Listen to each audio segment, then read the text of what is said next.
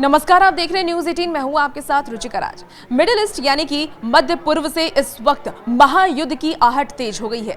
बदर अब्बास पर हुए हमलों से बौखलाए ईरान ने अब तक की सबसे बड़ी जवाबी कार्रवाई का दावा किया है।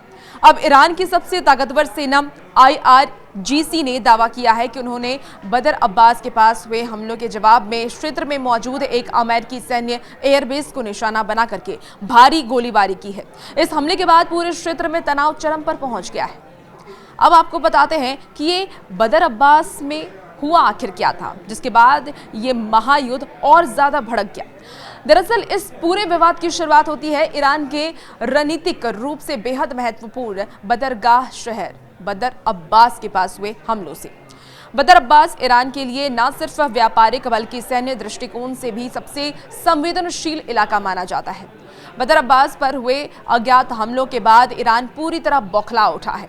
ईरान ने सीधे तौर पर इन हमलों के पीछे अमेरिका और उसके सहयोगियों का हाथ होने का शक जताया था। इस हमले ने ईरान की सुरक्षा व्यवस्था को सीधे चुनौती दी थी, जिसके बाद तेहरान में बैठकों का दौर शुरू हुआ और IRGC को खुली छूट दे दी गई। बदर अब्बास पर हुए चोट से तिलमिलाए ईरान ने ज्यादा वक्त नहीं लिया। IRGC ने आधी रात को एक बड़ा ऑपरेशन शुरू किया, जिसका मकसद सीधे अमेरिकी सेना को दहलाना था। IRGC की ओर से जारी आधिकारिक बयान के मुताबिक उन्होंने अमेरिकी एयरबेस को निशाना बनाने के लिए कई अत्याधुनिक मिसाइलों और सुसाइड ड्रोन का इस्तेमाल किया।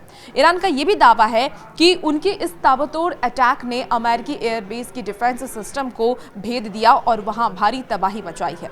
हालांकि अमेरिकी रक्षा मंत्रालय पेंटागन की तरफ से नुकसान को लेकर के अभी विस्तृत आधिकारिक का बयान आना बाकी है।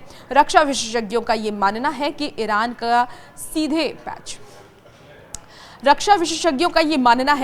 का सीधे अमेरिकी सैन्य ठिकाने को निशाना बनाना इस बात का संकेत है कि अब दोनों देश सीधे टकराव की स्थिति में आ चुके हैं।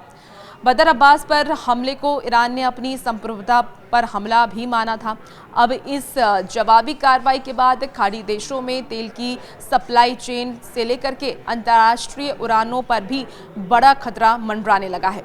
इस हमले के बाद सबसे बड़ा सवाल ये है कि अमेरिका का अगला कदम क्या होगा। क्या वॉशिंगटन इस हमले को चुपचाप सहन करेगा या फिर ईरान के खिलाफ किसी बड़ी मिलिट्री ऑपरेशन की शुरुआत होगी।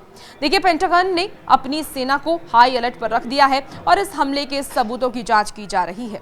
मिडिल ईस्ट के इस बारूद के ढेर में अब एक चिंगारी सुलग चुकी है, जो किसी भी वक्त भीषण तीसरे विश्व युद्ध का रूप ले सकती है। इस हमले के बाद अमेरिका और ईरान के बीच ये जंग क्या मोड़ लेती है, इस पर हमारी नजर बनी रहेगी और अपडेट हम आप तक पहुंचाएंगे। फिलहाल हमारे साथ जुड़ने के लिए बहुत बहुत शुक्रिया।